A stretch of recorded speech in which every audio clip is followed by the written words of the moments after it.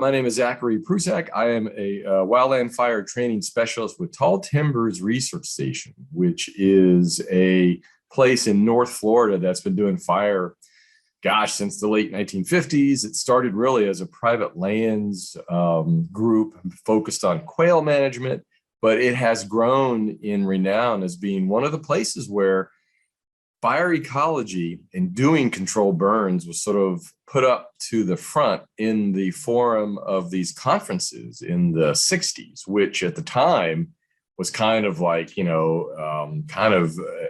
a heretic. It's like, oh, fire is bad. We should put it all out. And a tight knit group of individuals said, there's some benefit to fire. Let's make this into a scientific forum so that it has credibility. And so since then, that's sort of what Tall Timbers has been known for. And I can send out links to folks after we're done to some of those conference proceedings. But so what I do, and I've been there for about a year, and so what I do now is I'm focused on fire training. I do a lot of hybrid online fire delivery. I work with other folks like your instructor Heather and Joe and folks from other universities and other places to really get fire training delivered to the people that need it. If they're interested in different kinds of fire learning, fire ecology, or they need the basic federal fire training for their jobs, that's what I'm doing. And it's a cool gig because I used to do this in person for a long time. And then COVID kind of blew everything up. And it actually has made things in some ways better as the way that we teach fire, the way that we include a lot of people. And for me, and so, Joe, I'm just going to go into kind of my story. But so I work with Tall Timbers. I'm also the current chair of the Coalition of Prescribed Fire Councils, and that's kind of new. I also work with Heather on the education committee of the Association for Fire Ecology, working with safe groups like the group in Idaho. And I've been doing so 34 years in fire. I've been on maybe close to 700 fires. But maybe different than some of the people you've heard, 95% of those fires are controlled burn prescribed fire. My career has not been firefighting.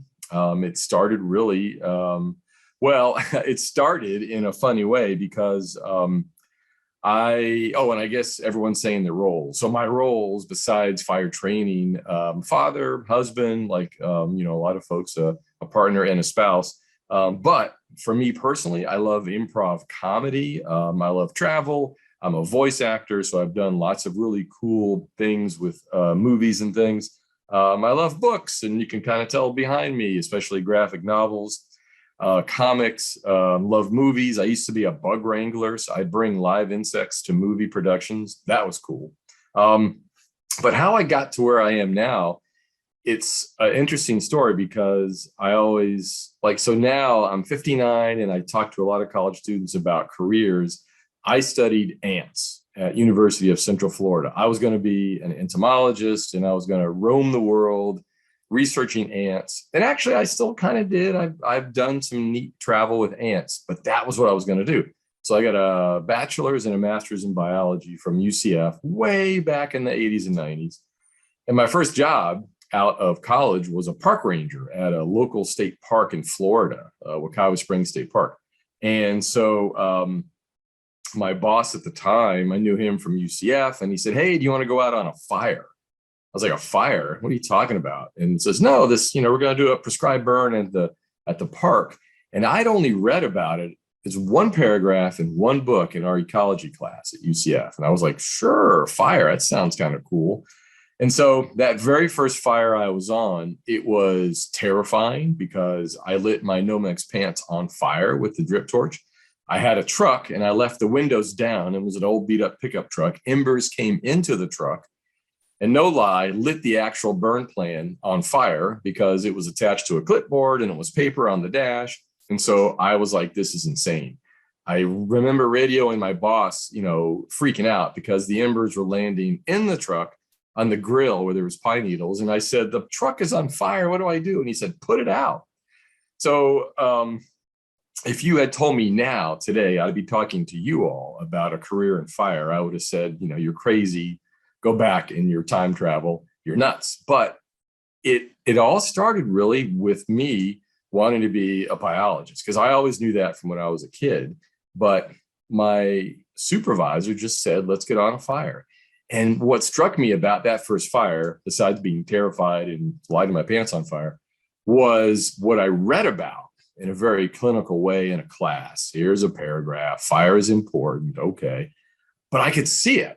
And in the ecosystems we work in the Southeast, you can, the very next day, wiregrass begins to grow back.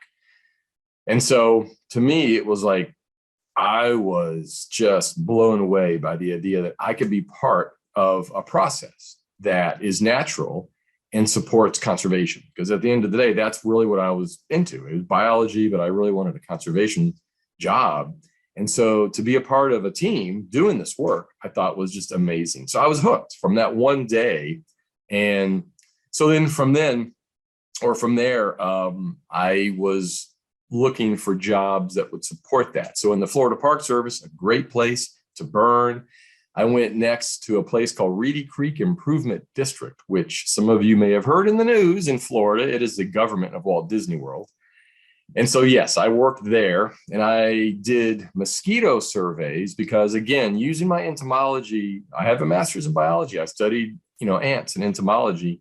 That got me into this job of mosquito surveys because I was looking for work after the Park Service, because that job was only temporary.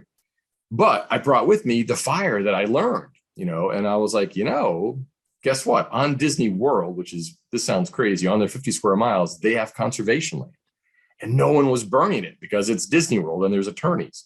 And they needed to because they had gopher tortoise mitigation. So I just said, hey, while I'm here, I can help you with this. So I think I'm the only person to have done fire on Disney World. And it was really cool because once we got through the attorneys and we assured that things weren't going to go crazy. So I learned a lot there about attorneys. I learned a lot about working with people that were not in the Park Service. And then my next job was in Brevard County, being the fire manager of their new environmentally endangered lands program. So in Florida, we've got about 9 million acres of public land, all scattered between state and federal and counties. And Brevard County, where all the space program is based, has a strong conservation program where the public supports the buying of land. But in Florida, you got to burn it. Pretty much 70% of the habitats need some sort of fire. So I was hired. So I was really hired based on what I accomplished at Reedy Creek and what I learned at the Park Service. And at the same time, bringing some skills of knowledge of how you put fire equipment together, because the county wasn't going to buy stuff. So we built fire equipment. I then learned in Brevard County how to collaborate with all the other people. So there's county fire folks. There's the U.S. Fish and Wildlife Service we never worked with. There's NASA. So I learned how to work with people to get more fire done. And then that took me to the Nature Conservancy, where I spent 16 years as the Florida fire manager. And that was sort of like a culmination of all that I had learned up to that point. Like there was no way when I was in the Park Service, I thought, oh, here's where I'll be. It just isn't, that doesn't happen that often when you think I'm going to be at a certain part. But everything I learned, I applied to my job with the Nature Conservancy. And it was really cool because TNC is a great organization, lots of awesome fire people, science and ecology. And so everything I learned, really, I brought to bear with that. And now with the Tall Timbers, I'm focused really on teaching and taking kind of what I did back in those past a lot of years and trying to talk to folks like yourself and pay it forward. Because I'm 59 now, and in my heyday, I was doing some really cool fires, urban interface fires, but now I kind of want to, again, pay it forward. And so try to pass this stuff on to folks and just just sort of give people the benefit of how I got here. And it was cool. One of the cool things about being a part of this group is I've watched the other videos that you all had watched, all those other people. And it was like, and I know some of them, and they're really cool. Kim's, they're all amazing. And how they all got to where they are. There's some similarities that I'll address at the end, but my path here, I have no clue. I was literally just going to be an ant scientist. And And like I said before, I still did it in my side gig, which is why I always encourage is in college, find something that you enjoy that gets you through college, because the realities of a degree, a bachelor's, a master's degree, is pretty real from what you might get paid. And so for me, ants, I loved ants, and it got me through that master's degree. I so I strongly suggest that you will be doing things differently. But yeah, listening to all the other people, it was cool to hear their journeys here. So yeah, Joe, that's kind of the first three questions all lumped together. Does anyone have any questions about that at all?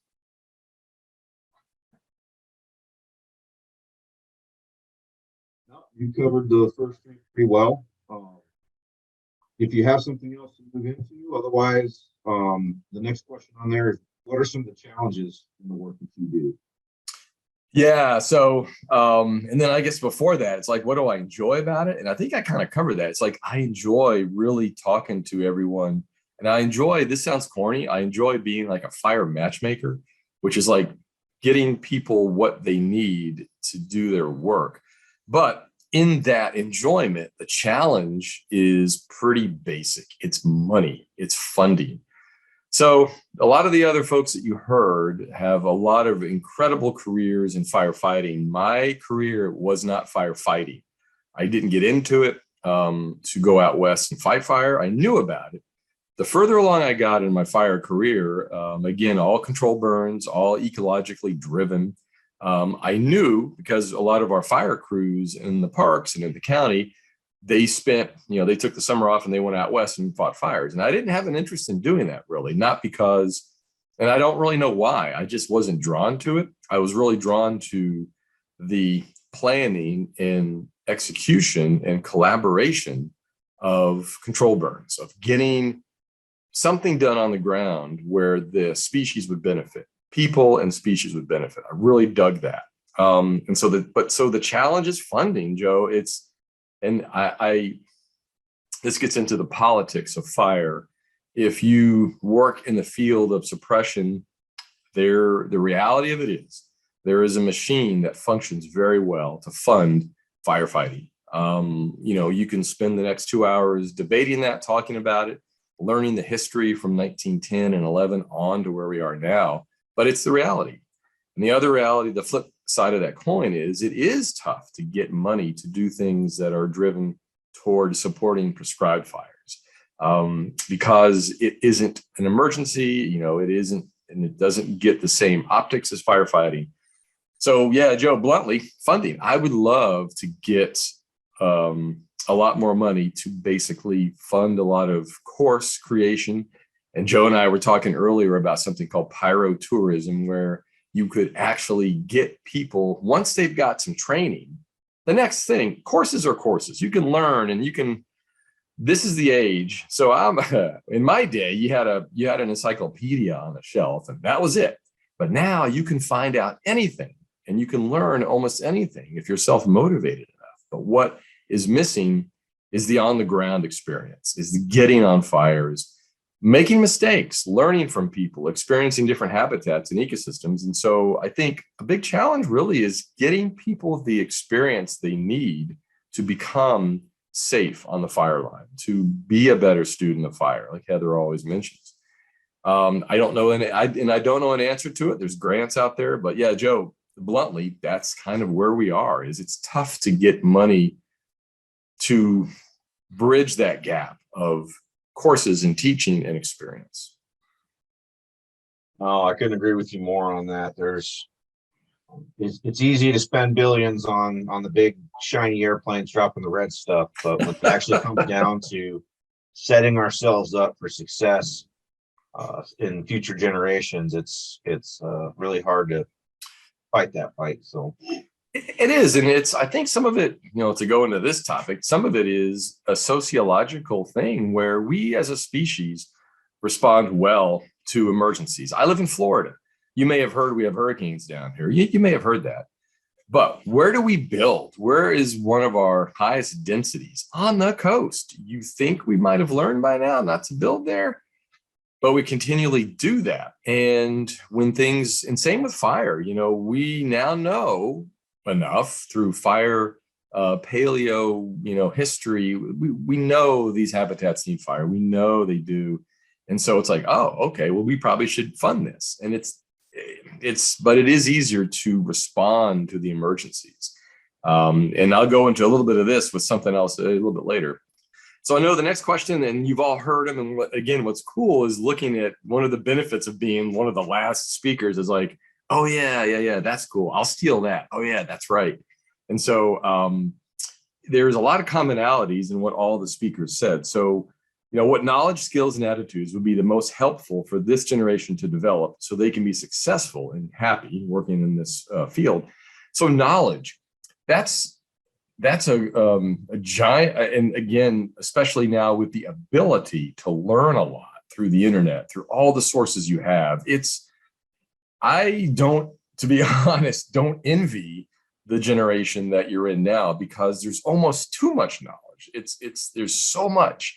When I was at UCF going to college, we had our papers that we had to actually get through an interlibrary loan. And here's the books we got. And, and here's our instructors and our mentors. There wasn't a lot of other information you could gather. And now there's a lot. And I think people have said this before, try to get an understanding of weather. Fire weather and just weather in general is one of the most difficult things to really get a good grasp on in the fire world. I've been doing it for 34 years, and I teach a lot of classes, and I still have to stop and think about things like cold fronts and this masses of air and the visualization of this three-dimensional world of this liquid that's the atmosphere, and interacting with topography and all the stuff going on. So I would recommend finding, maybe even taking like a meteorology class, not a fire class per se, but really getting into it. Because it is a key component of keeping yourself safe and also understanding fire from both wildfire and prescribed fire standpoint. Fire ecology, for sure. Everyone probably in this class is a little geared more toward that. And you can have a career in fire suppression. You can even have a career in prescribed fire and not know anything about fire ecology. And I think that's really cutting yourself short on that. Physical geography. Yes. Fire ecology is what's driving why we're here. You go back in time and you look at historical plant and animal habitats, and there's all kinds of ways to discern what used to be here. Florida, there's all kinds of cool stuff going on where they do charcoal sediment studies in lakes, because Florida isn't that old, but there's really cool research at a place called Archibald Biological Station that is demonstrating that maybe Florida used to look more like Kansas. Lots of open prairie, lots of grasses, lots of fire, because we also had things like ground sloths and mammoths and mastodons and all kinds of giant things like Africa. So we know there was a lot of fire. All right, well then, cool. Fire ecology is driven currently by the past and also by, everything that's happening now. Fire history, I'm a big sucker for this. And so I mentioned Stephen Pine before. If you haven't heard of him, he's the most prolific writer you'll ever meet, a really good writer. He's one of those people that when you read what he writes, you go, I forget it. I'm never going to write anything again because I can't do that. But he's really cool about bringing everything together. Ecology, history, sociology, politics. He's really good at it. And he comes from a background of actually participating on fire suppression. So I recommend, it's Pyne, to just dig up some of his stuff. There's tons of his books. I also would recommend getting a little knowledge in fire sociology. And this is sort of broadly how we think of fire, why we react to fire, all these years of Smokey Bear and all these years of just and propaganda is a loaded word, but I just would say sort of a social, there you go, Stephen J. Pine, a social tailoring of how we think about things. I would recommend really getting into just understanding how people think, how they react to things, because you all, whether you like it or not, will be in front of people, in front of groups, and you're going to be expected to talk about fire. And so having a little knowledge of how people think about it. I remember first starting out, wow, I'm in the Park Service and I've got this fire and I'm going to I remember to this day, my first public speaking, I was going to talk to like a native plant society. And I thought that was low hanging fruit. Oh, they all love fire. And I'm going to be there and I'm going to talk about prescribed fire. It's just like what the doctor gives you a prescription. And, I had all these talking points and I was totally knocked off my feet by anger. People there, well, you're killing these animals. And I was like, hey, this isn't very friendly. Now, their mindset was fire is bad, even though they were part of a native plant society that, ironically, their plants that they like grew with fire. But their mindset wasn't angry at me. They were angry at the idea of fire. And so I really recommend getting some sort of basic understanding of how people think about it. And I can send to the group a really cool survey that was done by the Nature Conservancy on just that. What words resonate better with people? And it turns out, because again, I was so hell-bent, I'm going to teach these people. No, guess what? You may not, you may have figured this out. People, if they don't want to be educated, they won't. But you can use words that resonate better. Fire team, and ironically, controlled burn is better than prescribed fire. There's all kinds of cool things. Knowledge, oh gosh, the art of fire. So I highly recommend building up your knowledge of how people approach. And again, I'm totally biased, prescribed burning.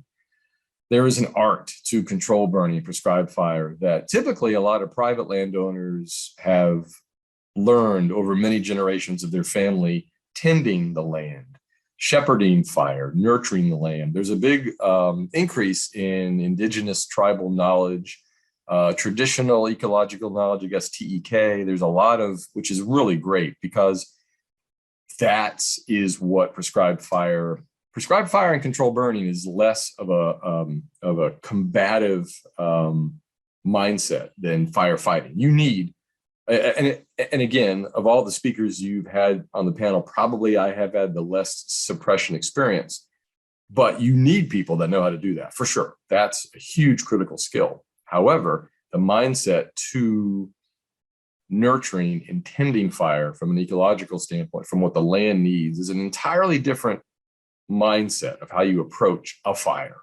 And I highly recommend talking to people, and some of the people that are really good at controlled burning typically, sometimes don't like to talk about it because they feel kind of embarrassed about it. They're not professional, wink, wink.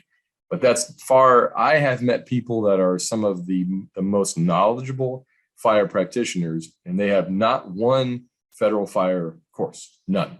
And they are incredibly safe, even though they haven't had the classic training, but they have had generations of learning. So I recommend getting to know folks that have that mindset, the art of fire, because it really is prescribed burning, controlled fire. Once you get good at it, it's like this mix of being a sheepdog and a chess player over time. It's a way different mindset, and it's really cool. And also knowledge. This is something that I really failed at in my first jobs. I had no clue about politics. I had no clue about policy. I had no clue how the government works. And when I was burning for the county, when I was burning for the state, when I was at Reedy Creek, I learned. And I learned actually my hard lessons were at the county, where I went to county commissioner meetings, city council meetings. I didn't know what they were. Hey, turns out county land within a city and all the different politics involved. I learned the hard way with some pretty vocal meetings that I didn't know what I was talking about from that standpoint. So I recommend a knowledge of basic government functioning, because you're lighting fire. You're not lighting fire in a vacuum. You're lighting fire on a ground that someone owns and someone's responsible for. And even if it's a private landowner, it's in a city, it's in a county, it's in a state. And so I recommend that. So skills, I'll put chainsaw up there. When I was with the Nature Conservancy and whenever we hired the entry-level positions of stewards, which is kind of like park rangers, invasives and all the basic stuff, if you had chainsaw certification, the S212, or at the very least, a really good chainsaw class, you went to the top of the list. I totally recommend getting that skill set somewhere. Problem solving. I've heard, and I saw the other speakers put that out there too. it's a great skill set, but then you say, how do I get it? And my answer to you is, I don't know. That's a vague one. Like, I think I'm better at it than I used to be. How did I get there? I have no clue. But again, with on the internet, there's all the master classes. There's ways to understand how you approach problems, and how you develop a mindset to not get frustrated. So that's a soft skill, but it's a good one. This is a big one: communications, both speaking, like what I'm doing now, and then written. I suck at writing. I struggle at it. You may have guessed by now, I like to talk, and I've gotten good at it over a long period of time. When I was even in my 20s, I was very insecure. I stuttered. I was not a good speaker at all, and I had to work at it. And part of it was to go back to what I like. I like comedy. I like improv. I was a big fan of stealing people's stand-up routines, and I would do open mic nights, and I got good at that. And then it turns out, as part of your job, communicating fire to the public, communicating fire to your crew, to your supervisor, all the stuff you've learned in the basic S-130 about the flow of information, sender, receiver, all of that. Practicing being a good listener, which I've had to work on. I've really had to work on a lot, which is why one of the reasons I took the improv classes, it teaches you to listen. So that's a huge bit. So there's all kinds of things in a college setting, giving papers. I know this sounds really corny, and now we're going back to the 1960s, something called Toastmasters. There are things out there that will give you a forum to stand up in front of people and feel the sweat under, on your palms and be nervous. And I got news for you, by the way, that never goes away. You will never, ever, ever get up in front of people and feel totally relaxed. Right now, and talking to you before this, I'm like, this is all, but you learn to embrace the nerves, which is really cool. So that's a huge one. Conflict resolution is something that's a good skill to have, because now the current question in a lot of job interviews is, have you been in a situation where there was conflict? How did you resolve it? There's no easy answer to a lot of that, but just I will let you know that is a question that has been put into a lot of job interviews now, because there's always going to be tension and conflict in whatever job you're in. Your family, conflict is a part of life. And so that's sort of more of a introspective way to find out more about yourself. How do you react to conflict? Me personally, I don't like it much. That's how I grew up as an only child of divorced parents. I was always trying to do away with conflict. But as an adult in a setting where you have coworkers and supervisors, in a fire, you really should, you have to find a way to address issues quickly. The great thing about the fire world and the AAR process and all that stuff is it reduces incidents down to just simply the action and not the person, which is a great way to look at conflict in general. Another skill is GIS and mapping. That's a huge thing now. You almost are expected to know it. When I was first in this career, we had a GIS specialist in the county. No one touched a map except the specialist. And now it's like that, those jobs are gone. Pretty much a lot of people have to know how to do that.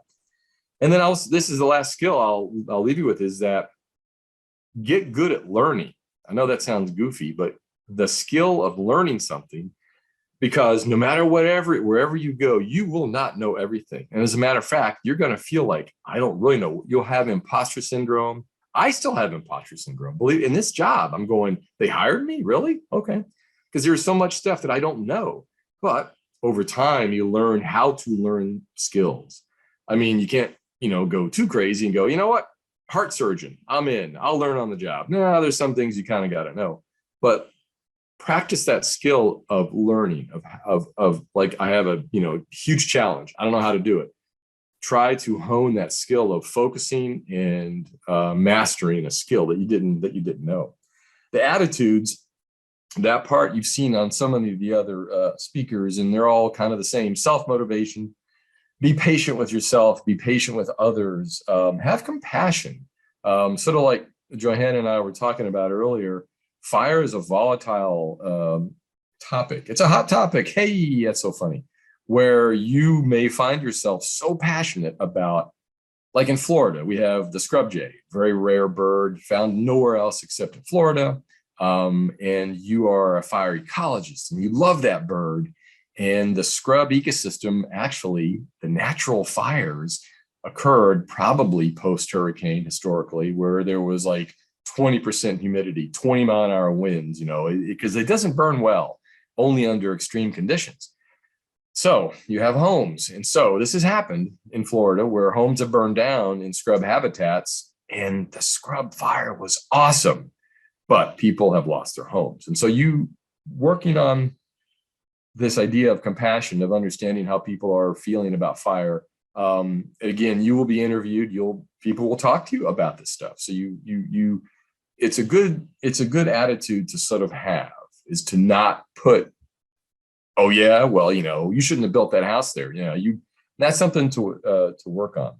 And also just be okay with failure. You're going to screw up. You're going to fail. You're going to fail pretty bad, but that's okay. Something that sometimes I think our education system does a bad job of is making people think that they have to get A's and they have to do this all the time. And it just isn't true, because in your work environment, you fail, because it's a whole different, it's not as organized in many ways as sort of the educational college environment. So learn to be okay with failing. It's perfectly fine, except again, if you're a heart surgeon, but be okay with that, and learn how to take failure as it is. It's not a indictment of you. It's just an indictment of that subject or topic that you haven't mastered yet. And that's fine. And then I guess the next question is, what knowledge, skills, and attitudes have I developed in the field that have helped me in other areas of life? It's corny to say, but teamwork, there's nothing like the feeling of getting all these different people together and accomplishing this really, really cool job of fire. And again, I'm speaking of it from a controlled burning standpoint, but you could say that from a firefighting standpoint too. I go back to my first few fires where I was looking at this team of people who were accomplishing this thing that I'd only read about. And so, and that applies everywhere. That applies in any kind of job that you're in too. I learned humility. I learned that your ego is not if you're in the field of fire, you have to admit that you have a little ego. You have to. You're a little cocky because you're going to light the woods on fire, or you're going to fight fire. It's crazy. To this day, my parents, when I was trying to explain what I did, it was like, oh, you're just like an arsonist. It's like, well, no, but there is a little bit of ego to do this job, and that's fine, except when it's not. And what I learned in my 34 years of fire is that you have to be humble. You have to approach each fire with, I know enough to be safe today, and I know enough that I can meet whatever challenges here, and humility actually serves you in life, because, and as you see in the current, political world, which, by the way, for those of you youngsters, all of the stuff that you see today in the political world, it's been going on forever. Ego just, in some places, ego serves you, but most life, no, it doesn't. And so what fire has taught me is embrace humility, and actually you get a lot more done that way. Problem solving, patience. What fire has taught me is that some of the projects you're going to be involved on, you won't see the end results. You're not going to see it. You can't be patient. We have cool habitats in Florida that are historically much more grassy, but through fire exclusion, they become dominant with hardwoods, and they develop a pretty thick duff layer, lots of organics. You can't go in there and burn it all one time. It's impossible. And some of our restoration projects take 20 years or 30 years to get to where we want them to be. So what fire has taught me is slow down, and it's okay. And, it's okay to be patient on that. Yeah, Joe, anything on that long ramble that I gave there that you want to add or throw in? No, that's a ton of great advice. I've given my 2 cents on several occasions, but I think, I think mostly just I really want to go back to that confidence, the ego. Um, there's hubris, which is confidence that's not warranted, and then there's confidence, which is, you've earned it. And I always Yes. go back to the concept of the quiet professional. We Yes. steal a lot of stuff from the military, and that's what a lot of special forces, you know, if you're really good, you don't have to tell anybody. Your Yeah. actions show it.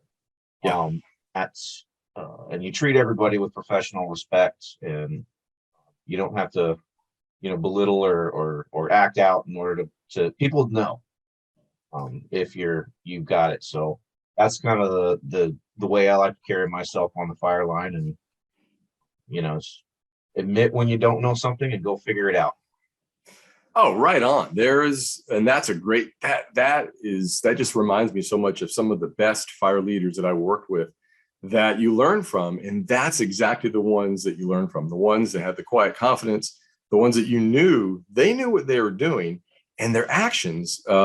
This one fellow that I worked with in Central Florida, he's long retired from the Nature Conservancy, but what he did, he made a point to go around and ask everyone, how, not only how they were doing, but he was asking them their opinion on, what do you think the fire is doing? And it could have been a brand new person with no fire experience. And I realized what he was doing was he was making sure that everyone was included in the fire. Because yeah, I've also seen it where I've seen some fire leaders ignore folks on their crew or sort of blow them off. Oh, the new person. And that's so ridiculous to do. And those folks usually don't last too long, usually. And so those kind of people are ones that you also model professional behavior after too. You look after staff, you look after people, because at the end of the day, the success of the prescribed fire or wildfire depends upon the team cohesion. And yeah, so you're right on, Joe. Those are some of the best leaders I've worked with. Awesome. Any additional questions for Zach at this point? We've had some pretty good group discussions, so I'm pretty happy.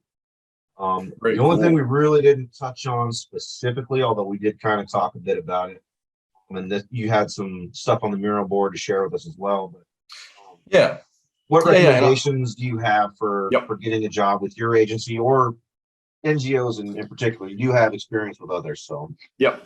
So yeah, for sure. So I haven't worked with a federal organization, but in my career, I've worked with the state, the county, the Disney government counts as county, believe it or not, and then two nonprofits.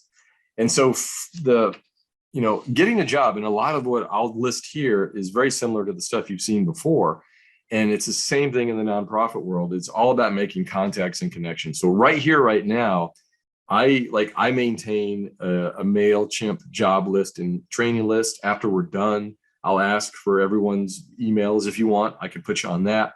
I can't recommend that highly enough to talk to your professors, talk to the people that you meet on these calls. None of this, one of the reasons we're doing this is we want to pay it forward. It was done to us. I got, over all of my jobs, I got 2 of them through one person who I met at UCF. And it was like, hey, I've got this job. And it's corny, but it's who you meet, who you know. Make those connections. Be professional and positive. This fire world is a small one. I have a couple of stories where I've had a couple of applicants for a position, and I hired one that wasn't as qualified, but I knew of the reputation of the other person. And so, if you're professional, and this sounds really simple, are you, a nice person, just a kind professional person, that goes a long, long way. Challenge yourself. So this is where I said earlier, say yes to volunteering on fires, volunteering on projects. When I was at UCF, I volunteered on manatee necropsy jobs. I cut open sharks. I just said yes to everything that came my way. and the volunteer opportunities to get on fires to help people with research. Maybe there's someone doing some sociological fire research and you are interested in plant ecology from a fire perspective. Okay, maybe they're needing help on some sort of statistical work. Volunteer. Do whatever you can to say yes to different opportunities. And those could be jobs as well, maybe part-time jobs. And then the other practical part of that is it looks good on your resume. The truth of any job interview is you'll be asked, what you were doing during all those times. And so it just from that standpoint, that looks good. But the other standpoint is the more things that you volunteer to do, you have no clue. You could have a light bulb come on and going, whoa, that's cool. You know what? I'm gonna do that. So I highly recommend that. Ability to move around. If you have the ability to take jobs, seasonal jobs somewhere else, Montana, Florida, Maine, another country. If you have that ability to do so, do it. Because, as you go along in your career, you may not have that ability to be as flexible.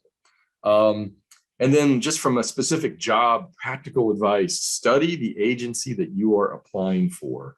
Go into that interview asking them questions and be prepared, if you can, to offer suggestions how you would fit into that organization. Nonprofits are a nature conservancy. You can go to their website. You can learn all about them. Each chapter of the Nature Conservancy has their own website. So if you want to apply for TNC, you want to apply for tall timbers, go to their websites and learn their history. There isn't going to be a quiz or a test. But what we found is if you go in with just like, oh, that's cool. Oh, yeah. You drop a few little, tidbits about that agency, it makes a big impression. Because of course, all of us know people they're out there trying to get work, trying to get jobs. But I will be honest with you, if you even have a little bit of information and just saying, and then it's the classic thing with eye contact and just, making a good conversation, that goes a long way. From a career standpoint, I love one of your earlier speakers, Kate, and I forget her last name. I love what she said. She said, find out or be two of three things: a thinker, doer, and a charmer. If you're two of those three things, find out what you're good at. There are actually very few people that are all three. And for me, I kind of am the thinker, charmer personality. I like to do stuff, but I'm not very organized in that way. And I've learned over time that those are my strong traits. And I've learned over time that, the trait I need to work on. But I love that she said that. Get to know yourself because, also at the end of the day, whatever job you apply for, whatever career you want to get into, those traits will be your strength. Like right now, I don't do any fire research. I have a biology degree and I know fire ecology. I know that. But what fascinates me is the fire sociology part. What fascinates me is the fire teaching and instructing. And I know that as a thinker and a charmer and, the doer, that fits that perfect in my career now. When I started, I was all about doing. I had to, because I was told to go do stuff, go. And so as your career goes, find out which of those is your strength and also be flexible. And I hate to break it to you, there's no perfect job. No perfect job ever. It just doesn't exist. Find a mentor. The Association for Fire Ecology does have a mentor program. I highly recommend talking to someone that you respect and find out if he or she is available to help you in what would be your career. Heather and Joe are probably overwhelmed with that, but hey, they can take more. Feel free to contact me, whatever I can tell you beyond this call. And any of the people who gave their presentations in this series, if they gave the presentation, contact them. I can't under or overestimate that enough, just because it is overwhelming. Again, we have more information out there than ever before. Jobs and all these agencies, find someone you can talk to give you some advice. I highly recommend that. And then learn to discipline your life, the work-life balance in the field of conservation, going to work in a nonprofit. This is a huge challenge. I don't know, Joe, in your experience, if it's the same in some federal agencies, but for me, when I was working for the Florida Park Service, and then Brevard County. Not so much Disney, because it's Disney, but then the Nature Conservancy, and then Tall Timbers. Those big parts of my career were all geared toward conservation, which means that it doesn't stop when you clock out, because you're still thinking about conservation, about global warming and climate change and all the stuff that goes on. And a good supervisor, whoever you work for, is going to really remind you to make the effort to turn that off, and it's okay to do that.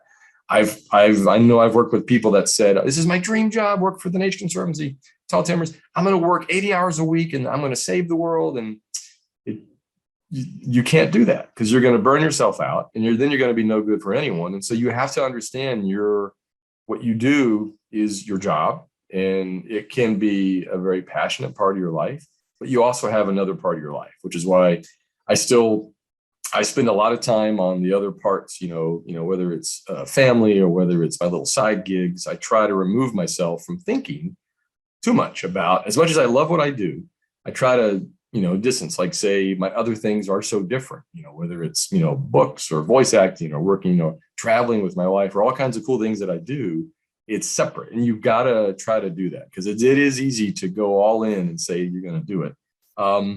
I would also say in your career, constantly be curious and ask questions of everyone you meet, because you don't know what may inspire you. And I know I've said pay it forward, and you may not envision it now, but in 20 or 30 years in this fire career, whatever you pick, definitely start paying it forward at that part. And then I will leave you with one last thing in this career. This is a huge challenge, what I'm about to say. And I didn't realize it until now. I'm at sort of this part of my career, is that in the world of controlled burning, site management, working for a nonprofit, if you are a preserve manager or a park manager or even a private landowner who has land or property that they're going to burn and manage, and you're there for 10 years, 15 years, 20 years, and many people within TNC, Tall Timbers, other nonprofits, sometimes will be on one property for a long time. So it makes them fantastic and safe burners, but you get connected to it. And then you begin to get this sort of, it's not tunnel vision, but you get so attached that you may feel like you can't leave, or you may feel like when you leave, someone comes in with an entirely different mindset of fire or ecology or conservation. And it's like, oh, hey, that's great. You were doing that for 30 years. We're going to do it different. And I have friends that are amazing fire ecologists and fire managers, and they get filled a little bit with angst about even avoiding going back to a piece of land that they burned, because, oh, look what they're doing to it. And so and I didn't realize until the last sort of 5 or 6 years, this challenge of being so committed to fire management in this career that you're going to have. But also keep in mind that, it's also your life and just simply steps along your pathway. Do the best that you can in whatever job you have, but also understand that you're part of this sort of lineage of people that are going to be doing that and doing that. The people that worked in the 1800s and the early 1900s who had different mindsets, they believed what they believed. And so anyway, that's just it's an odd bit of advice, but and you may look at me going, okay, old person, you're kind of, but it's a part of the passion of what we do as fire practitioners. And so, Joe, I'm going to end it there with my spiels. Awesome. No, that's all incredibly good advice. I think probably the biggest one, and the thing that most folks in fire struggle with, is that life-work balance. It's huge. You'll burn yourself out quick. And Yep. I've never talked to a firefighter who regretted spending time with his family, but I've talked to a lot of 20+ year firefighters that regretted not being there when their kids were in soccer or birthdays, so that you got to put it all in perspective. Fire is always going to be, and Yeah, and like the L180 portion of the S130, 190, L180, the human factors, it's expanded. And what's interesting is that I've seen that course expand, and the parts that have gotten larger are that they now talk a lot more about that. Because I remember when I took that, I don't know how long ago, that was never mentioned, and that's now become a part of the human factors on the fire, which is great. So Joe, can everyone see this? Yep. Great. So I'm going to give you a quick overview of the crazy spaghettis that are the sort of job links at a classic nonprofit. So this is Tall Timbers, and some of the other org charts that you saw for the feds. You saw lots of really specific structure and everything from job numbers, and that doesn't exist here, which is kind of cool. But it's also kind of like a mystery. The Nature Conservancy has a little bit more structure. I don't know did Emily talk to you about that? I'm not sure if she's up on deck yet, but it's this. So you have a CEO. So the person that runs the entire Tall Timbers, that person works with a board, and that board has a lot of influence for lots of reasons. But then under that, you have a director of research, and you can see that how many people, and this is just as of 2 months ago, this position has the director of private lands, the geospatial director of fire ecology, lead for fire science applications, senior wildland fire training specialist. All of these positions have fire as part of their work. The director of research, his job is to run a lot of fire research. And so all of those. So what is fire? Private lands? You bet. This is a relatively new position, and that person oversees prescribed burn association coordinators. The geospatial director is all about mapping in GIS. Guess what? With a fire flavor. And they have interns. The fire ecology scientist, Kevin Robertson, has been there forever. He has lots of interns and technicians.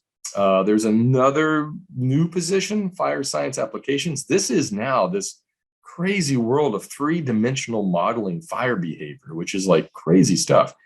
Fire training specialist. So I am underneath that. I'm not senior, even though I have gray hair. That's my supervisor. So I'm the Wildland Fire Training Specialist.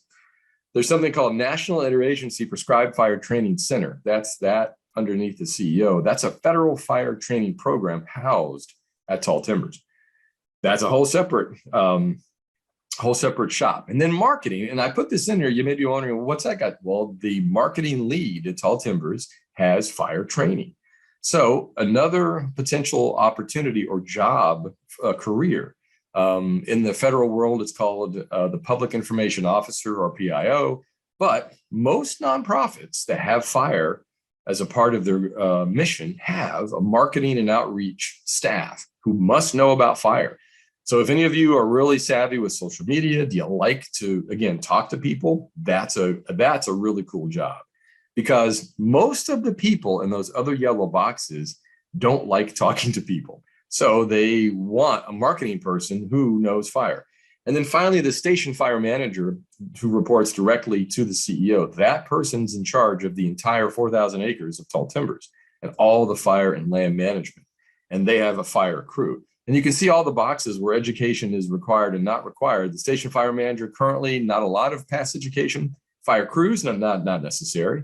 But you can see mostly a college degree of some sort for Tall Timbers, and also for the Nature Conservancy for the most part, is required. And so, even though at a basic level, the degree of the degrees does is different between jobs. But that's, so any questions sort of on how this nonprofit is set up? Yes, Nicole. So when you were saying that most of these jobs require education, from if somebody was doing wildfire, then even though they have a ton of wildfire experience, they wouldn't necessarily be able to possibly get any of those fire science technician positions, or without. That's a great question. And I would say yes, for Tall Timbers as a research station, they lean pretty heavy on that. Now, the Nature Conservancy with its preserve stewards, actually, that's a position that's a lot more flexible, so say you have a lot of wildfire experience, but maybe you have a high school education, no problem. You can get right in, because then they utilize the years of experience sort of as a, instead of. So, yep. Now, some of the interns, I have heard that some of them are geared toward high school grads as well. And I will tell you that this org chart will change based on the grants. And so at one point, there was a grant that was geared toward high school students, getting high school students some fire experience. That's gone now, but that used to be here. And so the good and bad with nonprofits like this is sometimes the opportunities that are there may pop up based on the grants, and also based on that gray box called the board. And if the board says, you know what, we want this to happen, then all of a sudden another box appears. I recommend that anyone that is curious about like Tall Timbers or the Nature Conservancy, reach out to someone within that organization. The current marketing person, Brian, is really awesome. You can talk to me too, because sometimes jobs pop up that may not be advertised as widely. But that's a great question. Yeah. So, so I work at a military base, and we're gonna get Camp Edwards in Cape Cod, and we are gonna get. Oh, cool. Every year. Yeah, I think you know Joel Carlson. Oh, I know Joel. Oh my gosh. And Jake McCumber. They're both my bosses. Yes. Yeah. So I'm kind of taking this in part for me, but also for technicians, since I'm a field crew leader, I'm hiring people, and just so they would just have to keep looking, like technicians and stuff, for these positions to pop up, even if they haven't finished their degree or they haven't gotten one yet. Okay. Yeah. And like, you've seen the org charts with some of the other, like the Fish and Wildlife Service or Forest Service, or National Park Service. Many of those positions are not flexible at all. This is it. I will say that, that yellow is there, but it sometimes depends on who you talk to. And, which is why I go back to the stuff I mentioned earlier. If you have a lot of experience and you really do a good interview, there are ways to get hired. And because at the end of the day, also what Tall Timbers or any nonprofit like Ember Alliance or other really great nonprofits want is really good folks, and so I always have mixed feelings about that requirement to some degree, about that degree, because I have hired people I have not hired people with tons of degrees, but they were awful. They just not really good. And then some people that were the most amazing people with skill sets that we wanted. And so when I was with TNC, there was ways that we could go, we want this person. And I do remember our HR department at the time was very willing to accommodate that, because we want good people to work on the landscape and to just go forth, and gain experience and then go on. Yeah. Awesome. Thank you. Yeah, you're welcome. Any other questions on this crazy spaghetti org chart? If not, then I'm just going to do one more quick thing. I'm going to share this because y'all are tired of seeing my face. So let's just look real quick from beginning. Just so can everyone see that? Okay. So, for what we do in Florida, and of my 34 years of fire, almost all of it's been in the Southeast. I've done one prescribed fire in California, which was amazing. I never realized how dry it could be. But down here, the ecology and the society and culture drives this. That's a lightning strike map. That's the high frequency of lightning strikes. And that is really why, in getting experience down here, I always recommend, if you are looking for work and you're in like Idaho, when Heather and I first met, I remember she was asking me what I did, where I worked, and her students are looking for a place to burn. And she said, we're snowed in Idaho. I said, come down there, look at that, bright red spot. We burn all the time. And it was great. And so I think something that I really want to work on is getting more of a pyrotourism train coming down to Florida, where people can just come down.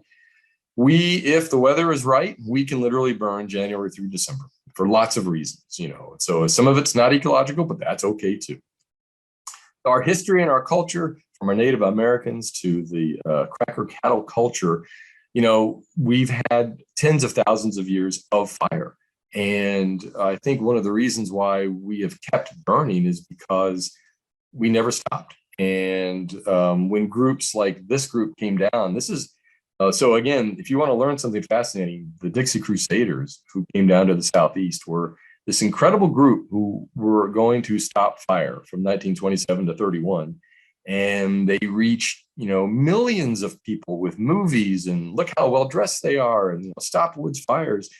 But what happened is just the actual biology and the society and the culture of fire pushed back on that. So as a result, then of course stuff like this, where we were all made out to be crazy people burning. So again, this whole sociology aspect of fire, that's a great magazine cover. It makes us look crazy. And so, but as a result, this is what we have. So coming down to Florida, I would recommend folks to try the best they can. We have all kinds of diverse landscapes and habitats. These are all different, from the coastal scrub to pitcher plants, the Everglades. All this stuff burns. All these animals down here that have evolved over time, they all love fire. It's a really great place to learn about fire ecology and also fire management. So that's the Idaho group this is a slide of, I think, one of the last Idaho groups that came down. It's a great part of our work that we can actually take folks from different parts of the country and share what we know and get folks burning. We burn on horseback. It's a great place to come. The top picture is an all female fire that we did at one of our preserves. So we're constantly trying to figure stuff out, how to do fires safely, how to do them from an ecological standpoint. We also tout some of these fires being ways to prevent or even mitigate wildfires. What we lack, though, is a lot of studying on a lot of this stuff, because things grow back so fast that sometimes we don't have the moment to stop and sort of research stuff. And at the end of the day, some of the fires we do in the urban interface are, almost kind of models for things that you could do in other places. So those are some pretty pictures. Wanted to show you all just to get away from seeing all of what I was saying. But whew, that's a lot of stuff I just threw at you. Any questions on any of that? Yeah. I have a question, since you were talking about you like putting on trainings, you like doing the teaching, and if you've talked to Joel recently, we're trying to do a big fire training in June, and I've already been told I'm going to help teach some of those classes. So I guess what kind of inspired you to want to teach others? I know I want to teach others because I want to help my technicians and other people get into fire and get better. But I was just wondering.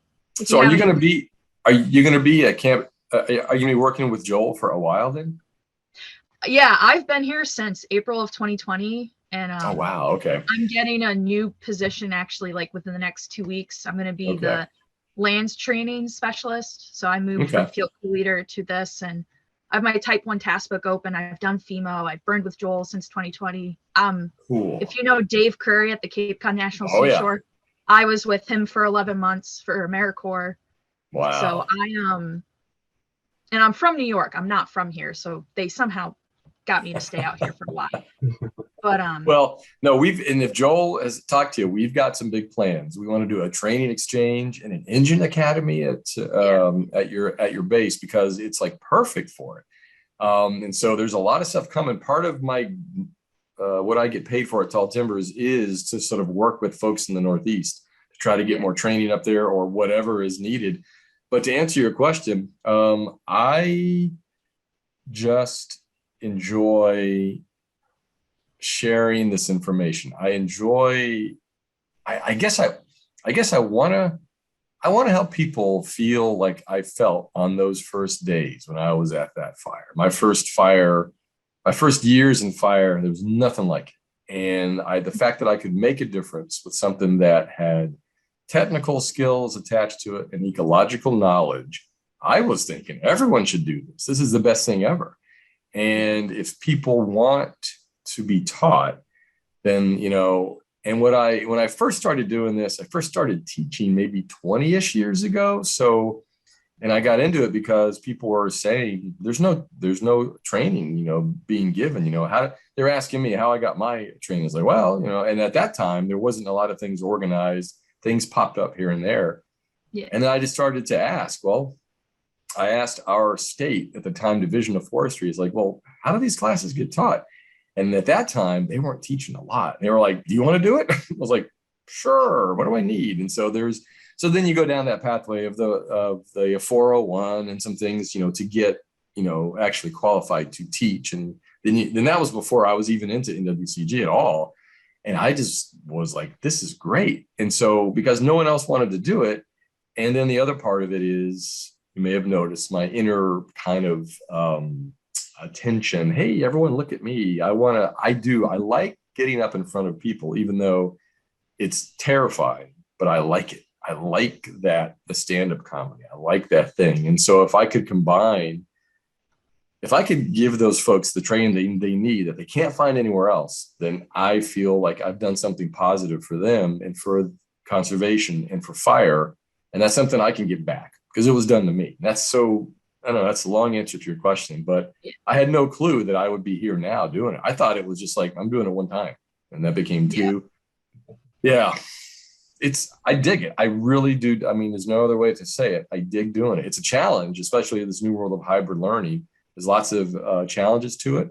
There's lots of opportunities, but also I wouldn't have met folks like Joe or Heather, or I've met a lot of cool people in the training world that are, most training people that like it are very enthusiastic about it. And in this day and age of, there's a lot of stuff to be depressed about. That's cool. I get enthused and invigorated by working with other fire instructors, and that's a cool thing. Yeah.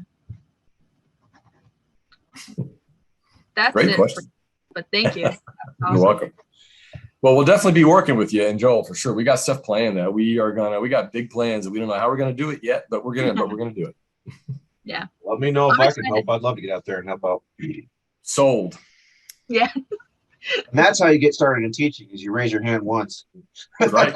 That's right. Yeah. That's right. I got tapped to teach the AmeriCorps kids last year, and Joel looked at me once and he's like, you're going to teach a lot more. And I'm like, well, I guess I'm going to. So, you know what? And it's interesting is that, like, I know a lot of great people that are awesome on the fire line, and they teach really well one-on-one, like when they're next to you on the fire line.